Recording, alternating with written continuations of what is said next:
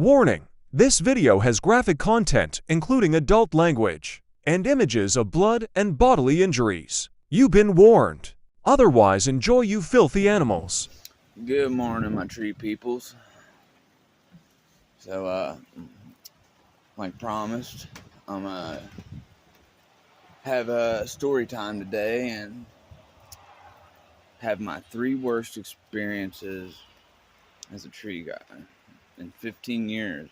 13 of the 15 I climbed, and only one of the incidents I was climbing. Well, 2 technically, but it was half and half. But the last one, it's a doozy. If you're not good with blood and stuff like that, because I'm gonna show you all the pictures and stuff.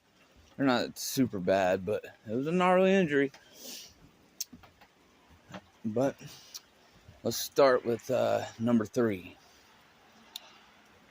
Number 3 happened 2 summers ago, working in Charleston, West Virginia. And it was a simple tree. It's supposed to be an easy day for me. And I get there, it was dead, so I was going to just set the throw line in it and pull my rope through it and pull it over. Well, God had other intentions, you see. And he was like, nah, you're going to climb this. And then bees, nobody's seen them. Not the ground guys, not me, nobody.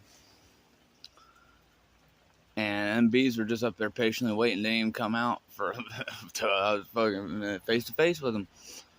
But yeah, they're just waiting. Like, we're gonna fuck your ginger ass up when you get up here.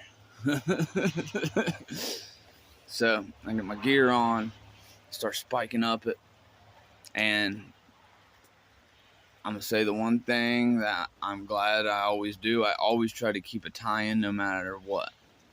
For emergency situations like this, probably saved me, because if not, I might have cut myself out. I don't know what I'd done, honestly, because I was getting stung so much. Oh my God. Well, I get up the tree about 30 foot up, and I had my tie-in on this big limb right above it, and there's a hanger in the crotch. That's why I had it above it, so I could pull the hanger out and then tie the rope in the big crotch. And as soon as I pulled that hanger out, I guess there's a nest in the crotch. They started swelling me up like I was a one-armed amateur fighting Mike Tyson, boy. Let me tell you, I had no chance. No chance at fucking all.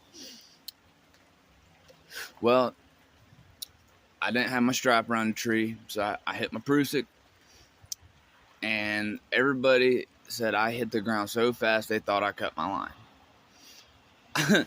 I hit the ground. I'm yelling, fucking bees, fucking bees, fucking bees. And they were stinging me in the face, because when I pulled it out, it was face to face. They were like trying to pry into my mouth. It was crazy. It fucked me up pretty good. I got stung between, 35 to 50 times. But when I hit the ground, I don't know how I unclipped from my rope, but I start running, and my lanyard wraps around my legs, and I hit the ground. Now I'm rolling on the ground, smacking myself, screaming bees, and I just unclip my lanyard, and I run away. I run across this road, and I sound like some Clydesdale horses. Clink, clink, clink, clink, clink, clink, clink, clink, clink. And I destroyed my gaffs. So there was basically pole spikes after that. And I finally get away. I get the gear off. I think I'm good. I'm hearing this buzzing sound. I start getting lit up again. They're in my fucking shirt. So now I'm stripping my clothes off. I pull my pants off because there's one in my pants. And customers laughing at me. Everybody's laughing at me because they know I'm not seriously injured. But I'm like, oh, it's real funny, guys. I'm just, getting lit up by bees, and y'all are just laughing. So yeah, that was a pretty terrible experience. And one thing I'd say is y'all should always keep a 100% time for that situation. I don't know what else I could have really done different. And we didn't see them. We wasn't expecting them. I couldn't set a throw line. I could have probably tried again and again, but I had it stuck. I didn't want to keep getting it stuck. So yeah, it was fate that day that the bees were going to beat my ass. So let's go on to, one more thing about that. They also got my nickname changed. I don't know if y'all seen Ted 2, but in Ted 2, there's this part. Run the clip. Ted, I'm alive, Johnny. Oh my God, I'm alive. Your magical wish worked. You're back. Yeah, I mean, when you showed me up, you put some of the stuffing in the wrong places, so I'm a little fucked up. But will you take care of me forever and ever? And they all said I looked like Ted in that scene. Right. And let's compare some pictures real quick.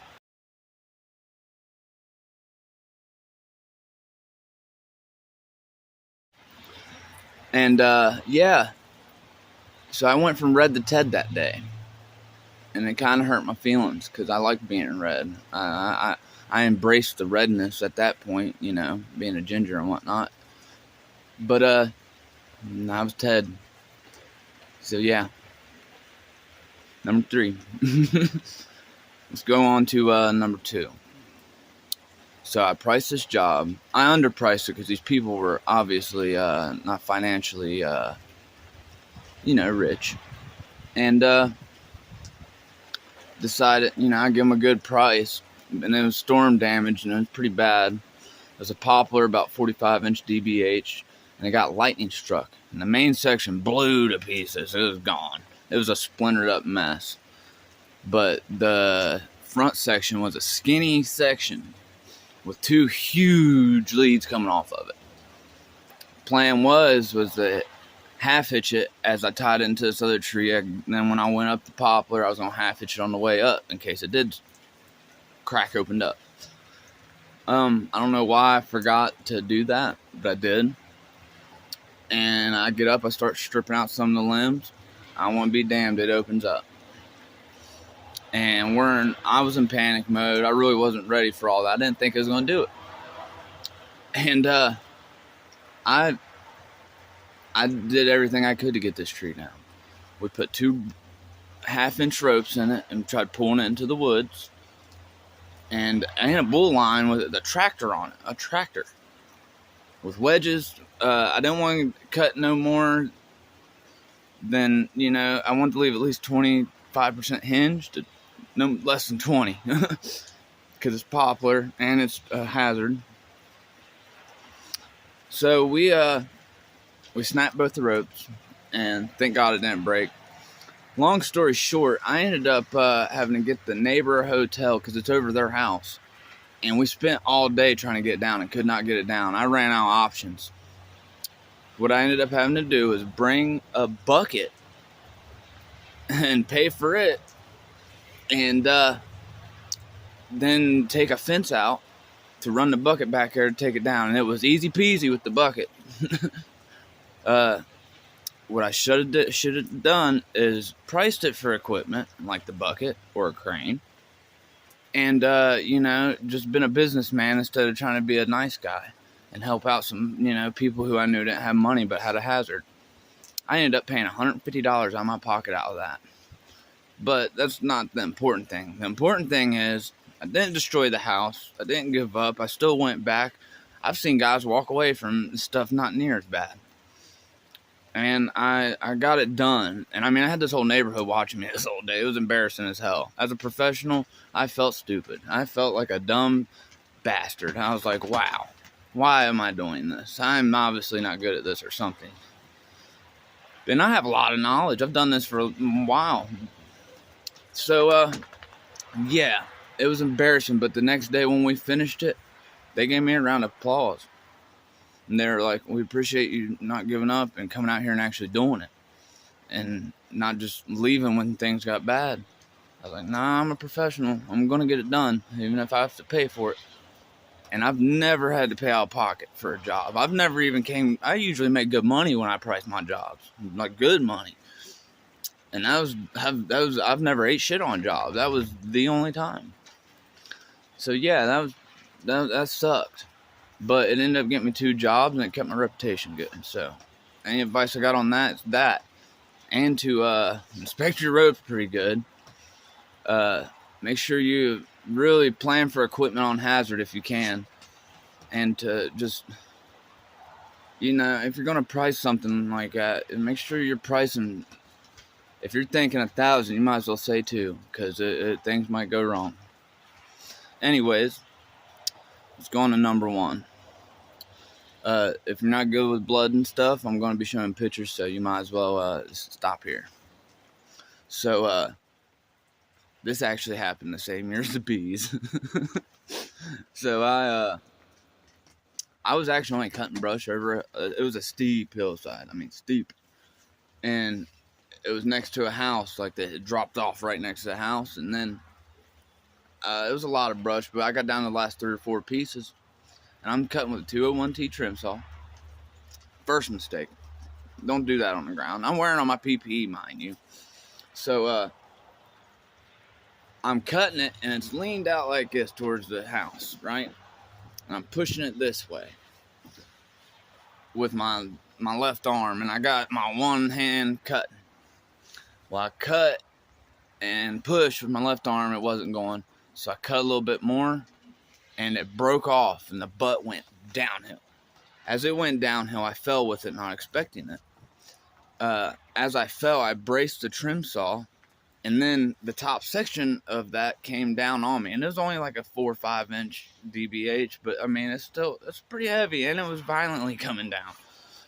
And it hit me pretty hard and pushed me into the saw, and I squeezed the trigger. Cut my shoulder right through here.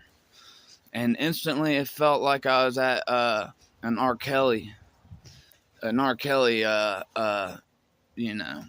room with R. Kelly, because it felt like I was getting pissed down my whole body. Not good. I didn't feel no pain. Not good. And I was in survival situation. When your first thought is, this is the last fuck up I'll ever make. Huh. And it's pretty bad. So I run up the hill. I was the only one over the hill because we were almost done and they were chipping. I get up there, and the only words I can get out is, help, help. So my buddy, he's like, get in the truck now. The new guy that was the groundie at the time freezes up, so we leave him, which was dumb. Second mistake. He should have been applying pressure to me because it's on my shoulder / arm, chest, mind you, and it's hard I couldn't barely get a tourniquet on it. It took me 3 tries, and I was wearing a sleeveless shirt, had to cut my shirt, because I cut the whole sleeve off pretty much. So I had to cut the other side off, rip the shirt off, take a T-wrench, and twist it, and keep the pressure. And it caused severe nerve damage where I held it for about 20 minutes until I was in the hospital. It was bad.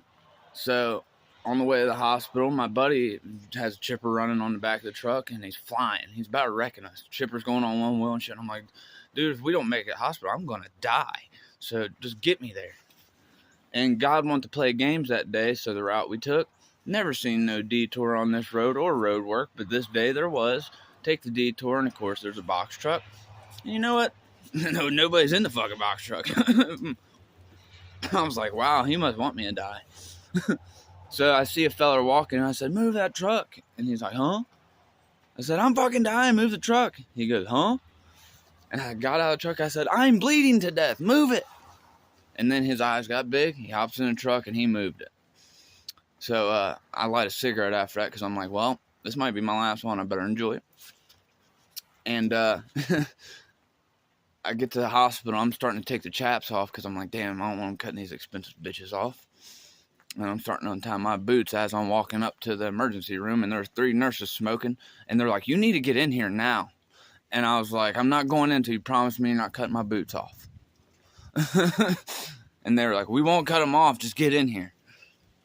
So I get in there, and they kept their promise. But they cut all my clothes off, and my little wiener was out, and I was all embarrassed, and I was like, it's just cold, even though it was summertime. But yeah, that's beside the point. I about died, and it was bad. I ended up being off work for 4.5 months, and my arm is never going to be the same. I can't lift as much. I have severe pain in it, severe nerve damage, and I can't reach the middle of my back with my right arm. and I can't stretch it like I used to. And it's been a while now, but be careful, guys. If there's one take I can take from that whole incident, y'all need to do your certifications on first aid, your certifications on, the rescues and all that. That shit's important. I've done it many a times. And thank goodness, because that might have been the thing that saved me. And I don't want to see guys getting hurt. I don't want to see guys getting killed. And I want to help. That's my main concern in this industry, is helping keep people alive. So, shut the fuck up, Roxy, you old bitch. Roxy, shut up. I'm trying to do story time. But yeah, just y'all be safe and take this shit serious. I don't care how long you do it. Complacency's a bitch, and it gets everybody. So y'all be safe. Don't get dead. Ready for the pictures? Here they come. Later, y'all.